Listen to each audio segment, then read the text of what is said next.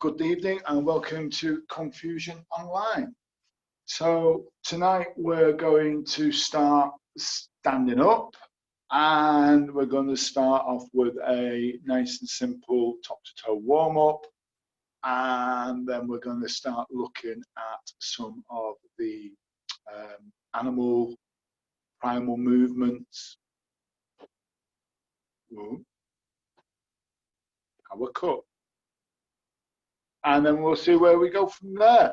My intention is to deal with blocking or rather footwork and getting out of the way of the technique, and we'll take it from there basically. Grab a quick drink.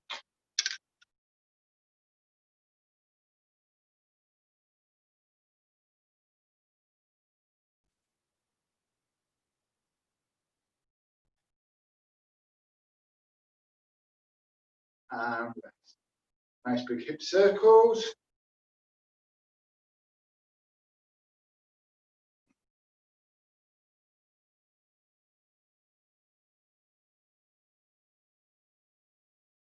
Change direction.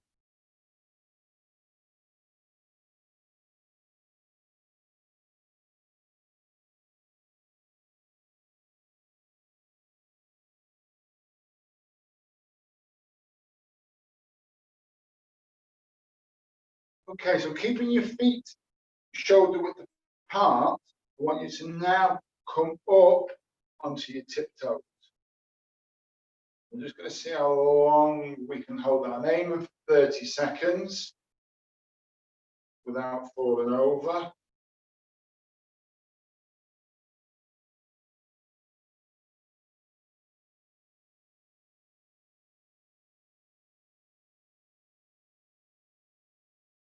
We'll go for a few more because it didn't quite start at the o'clock. And lower the heels down. So the right leg, we're just going to rotate through.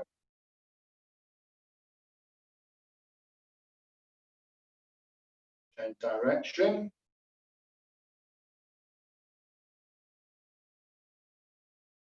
Left leg, we rotate through.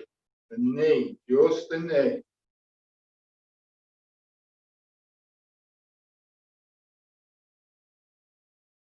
Change direction.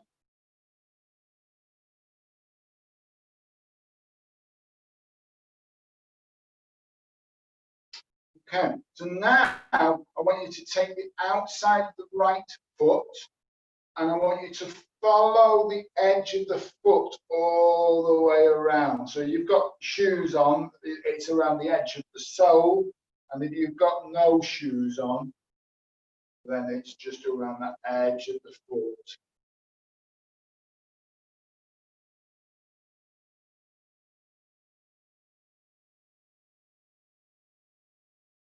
And then we're going to change direction.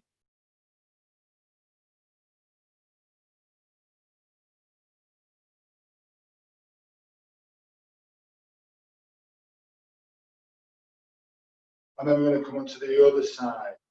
We'll just go around the outside of the foot.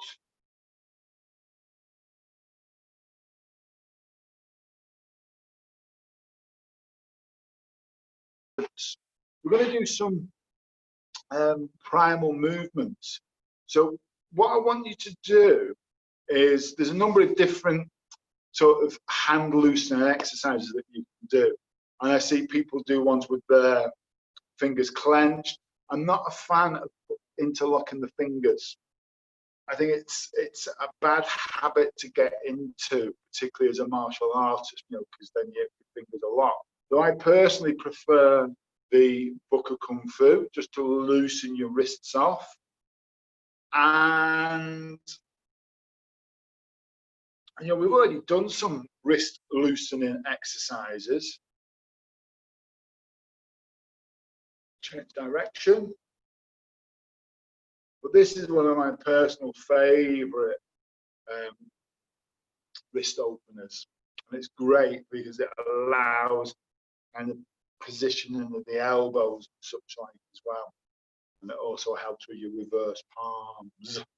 Okay, so I'm going to start very, very simply. Now, I'm very aware that I've lifted the mats up, so I haven't got such a restricted space as what I was using previously, but I will try and keep these ideas within a set square. A set square.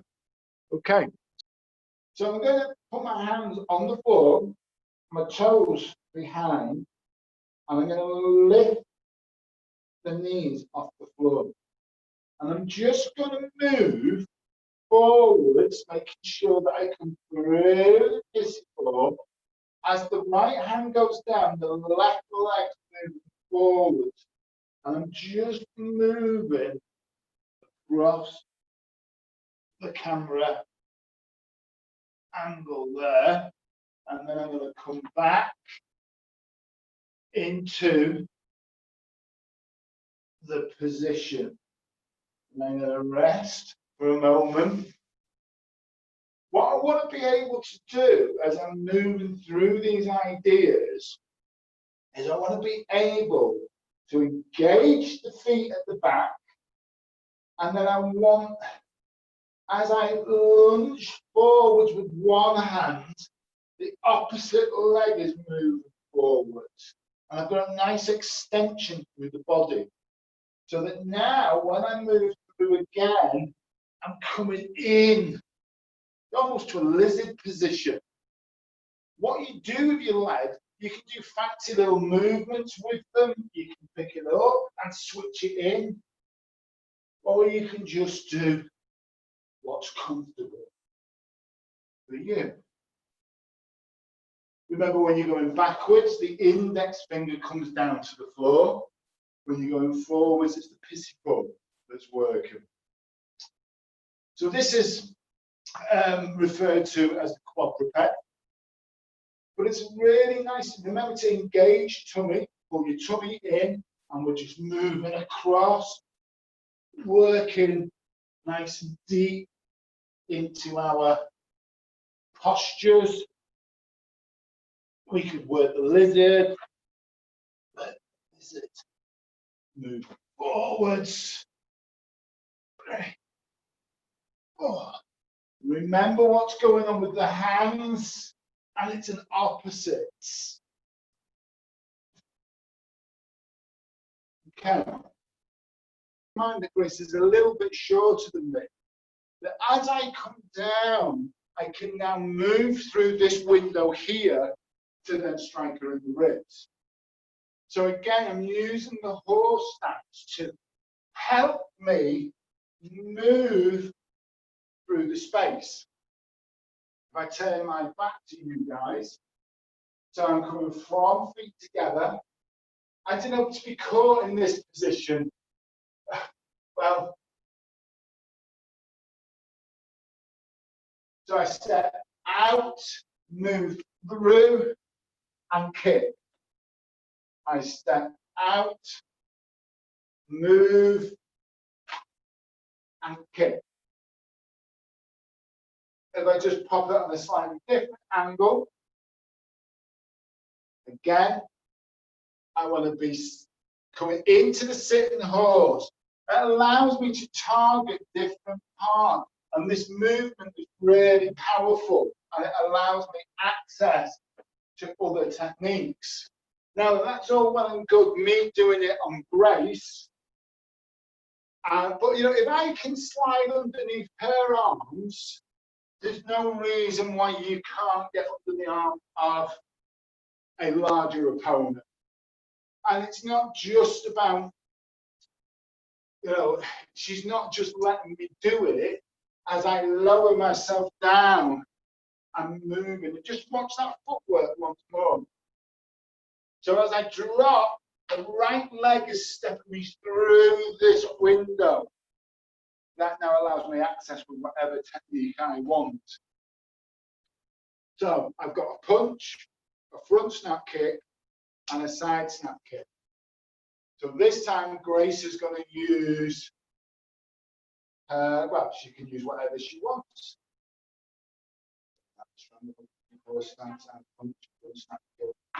Enjoy. So she's not stopped there. And what's really nice about what Grace did then was that she opened up and she took a stance with a shot straight into the solar plexus. That then allowed her space to move and deliver her next techniques. So on the opposite side, and let's do them again, please, Grace. Four stance. She didn't do it properly. Bend your knees. Bend your knees. Better. Oh, nice. Now, I don't know whether you saw that then, but initially, I wasn't letting her get away with it because from here, when she strangles me, I first of all need to drop into the horse stance to come through the space. And if you're not dropping, it's not going to work. And what then happened was as she came through, and this was where the technique was really delivered well, as she dropped into the stance, she gave me a punch. She then moved through and then used this unwinding here to deliver the punch. Okay, so let's have that again, please, Grace. Horse stance. Shush. Push. Push. Like that, I had my little hand there to protect me. Other side. Push. Oh, nice. To telegraph though. Watch out for that. Watch out for telegraphing the kicks. Remember, it comes from where it is, and that takes practice.